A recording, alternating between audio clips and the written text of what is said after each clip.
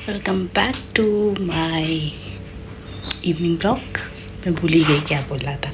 Anyways, तो मैं आ गई हूँ ऑफिस से और मैं पीऊँगी एज यूजुअल पानी।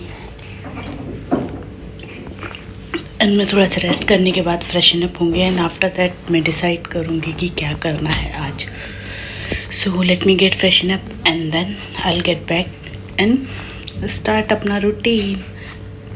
सो मैं हो गई थी अब फ्रेशन अप और बहुत टायर्ड सा फील हो रहा था, तो मैं खाने लगी थी वाटरमेलन जो ऑलरेडी कट करके मैंने कल रखे थे। एंड देन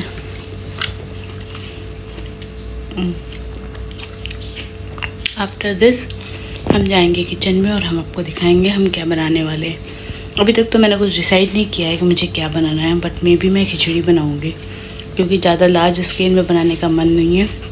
तो मैं आपको दिखाऊंगी कि मैं कैसे सिंपली खिचड़ी बनाती हूँ। सो मैं अब आ गई हूँ किचन में और आज मैं बहुत इजी सी बना रही हूँ खिचड़ी, जो हम पहले बहुत खाते थे, बट ये मेरा सबसे कंफर्टेबल फूड है। इसमें कुछ भी नहीं पड़ता है। मैंने नॉर्मल मसूर की दाल और चावल को मिक्स करके थोड़ा सा ऑयल, हींग, जीरा और खड़े मिर्च डाल के तड़के पहले ही लगा दिया था। वैसे भी बहुत अच्छी बनती क्योंकि मुझे पतली नहीं चाहिए थी, नॉर्मल वाली चाहिए थी, तो इसलिए मैंने तड़का पहले ही लगा दिया था। फिर मैंने सब हींग, जीरा, खड़ा मिर्चा डाल के और फिर इसमें दाल चावल डाल के फिर पानी डाल के हल्दी और वो सब डाल के मैंने लगा दी थी इसमें 2 सीटी। मेरी खिचड़ी बन गई थी। चलिए आज आपको हम बताते हैं कि कैसे ही 1 बूंद ऑयल से आप बना लोगे एकदम डीप फ्राई वाले पापड़। तो मैंने नॉन स्टिक पैन पे 2-3 बूंद ऑयल ले लिया था, एंड देन बस तवा आपका एकदम गर्म होना चाहिए, पर जब आप उस पर पापड़ रखें तो फ्लेम धीमी कर दीजिए। बस मैंने इसमें रख दिए थे नॉर्मल, ये वो लिज्जत पापड़ जो होते हैं ना, वही थे। फिर इसको अच्छे से दबा दबा के सेक लेना है जिससे ये पूरी तरीके से सेक जाएगा। और गाइस ये बहुत टेस्टी होता है। मतलब मैं जब भी पापड़ फ्राई करती हूँ ना, तो मैं डीप फ्राई करती ही नहीं हूँ, या तो मैं एयर फ्राई करती हूँ या फिर मैं इस तरह से करती हूँ। तो अगर इस तरह से भी तो करते हैं तो कोई दिक्कत नहीं है, क्योंकि एज लॉन्ग एज आप इसको डीप फ्राई नहीं कर रहे हो, आप इसको नॉर्मल बना रहे हो और इसका टेस्ट सेम ही रहता है जैसा हम डीप फ्राई बनाते हैं। इवन दो अब मैं अगर डीप फ्राई वाला खाती हूँ ना, तो मुझे फील ऐसा आता है कि मैं पापड़ को ऑयल में भिगा के खा रही हूँ। तो अब मुझे वैसे पापड़ अच्छे भी नहीं लगते। हाँ, वो बात अलग है कि आलू के पापड़ है या चिप्स हैं तो हाँ वो डीप फ्राई खा सकते हैं, बट ये वाले जो उड़द की दाल वाले पापड़ होते हैं ये मुझे ऐसे ही अच्छे लगते हैं। और अगर हम इसको डायरेक्ट फ्लेम पे रखते हैं तो ये इतने जल जाते हैं, मतलब आधे से ज़्यादा पापड़ जल जाता है। तो इससे बेटर तो ये वाला ट्रिक होता है। तो आप, हो सकता है बहुत सारे लोगों को पहले से पता होगा, पर जिनको नहीं पता है वो इस तरह से ट्राई करके देखें। इसका आउटकम बहुत ज़्यादा अच्छा होता है और टेस्ट तो इसका सुपर यम होता है। मतलब अगर आप इसको ऐसे खाएंगे ना तो फिर आप ऑयल में डीप फ्राई नहीं करेंगे। तो मुझे खिचड़ी के साथ ये पापड़ खाने थे, तो मैंने 2 पापड़ फ्राई किए थे और दोनों ही एकदम मस्त फ्राई हो गए थे जैसा मुझे चाहिए था। तो ये है मेरी खिचड़ी का लुक, एकदम मस्त लग रहा है और ये बनी भी बहुत टेस्टी थी। ये थोड़ी सी कम थी बट ठीक थी, मुझे अच्छी लगी ये खिचड़ी। और खिचड़ी ना गरम गरम ही अच्छी लगती है। तो जैसे ही कुकर का प्रेशर निकला था, मैंने वैसे ही खिचड़ी अपनी खाने के लिए रेडी हो गई थी और मैंने डाला इसमें घी में खिचड़ी बहुत ज़रूरी है। सो अब मैं इसके साथ लूँगी पिकल। ये वही पिकल है जो मैंने संडे को रखा था। तो मैं फाइनली गाइस मेरी प्लेट थी रेडी और ये हैं जो पापड़ जो मैंने करे हैं विदाउट ऑयल के, लेस ऑयल के fry. So let's eat. So finally मैं खाने लगी थी अपना खाना जो कि बहुत सिंपल था।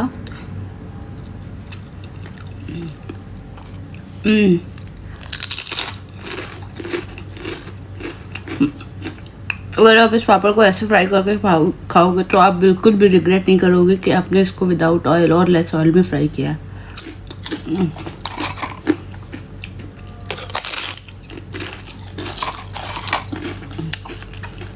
तो अब मैं एंजॉय करूँगी अपना खाना। सो मुझे कुछ खाना होता है मीठा। दूध हो रहा था आज एक्सपायर, सिवई थी थोड़ी, तो मैंने सोचा सेवई बना देती हूँ। यही एक चीज़ थी जो बहुत क्विक रेडी हो जाती है। तो मैंने डिनर करने के बाद फिर मैंने दूध चढ़ाया। दूध बहुत थोड़ा था तो इसकी रबड़ी भी नहीं बन सकती थी, और दही पता नहीं जमता या नहीं जमता, मेरे को कुछ श्योर नहीं था।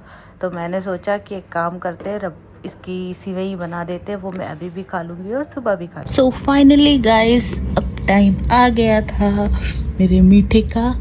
तो इसकी स्टोरी मैं आपको बताती हूँ क्या हुआ है आज। So finally guys, I am back with my sweet dish जो मैं खाती हूँ डिनर के बाद। तो लेट्स टेस्ट इट।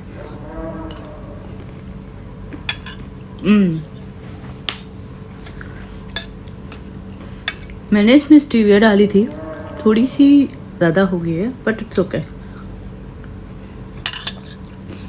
तो मुझे बनाना था लस्सी, मुझे पीने का मन था लस्सी, बट मैंने फ्रिज खोला और मिल्क की बॉटल देखी तो उसकी मिल्क की एक्सपायरी थी 2 जुलाई। तो मुझे समझ में नहीं आया, और थोड़ी सी सेवई भी रखी थी। तो मुझे लगा कि चलो यही बना देते हैं, ये मैं अभी भी खा लूँगी और सुबह भी खा लूँगी। ये थोड़ी सी मीठी हो गई है, स्टीविया आई थिंक एक एक्स्ट्रा हो गई है, बट इट्स ओके। तो अब मैं एंजॉय करूँगी मेरे स्वीट डिश। फिर मिलते हैं लास्ट टास्क के साथ। So finally guys, time for brush, और फिर मिलते हैं ब्रश के बाद। सो फाइनली गाइस, आज का मेरा यही था रूटीन ऑफ आफ्टर ऑफिस, क्योंकि इवनिंग के बाद ज़्यादा कुछ नहीं रहता है, सिर्फ कुकिंग और डेली 1-2 काम होते हैं वो वीकडेज़ पे। तो जितना था मैंने उतना शूट करने की कोशिश करी। तो मेरा लास्ट एज यूजुअल मैं पीती हूँ पानी।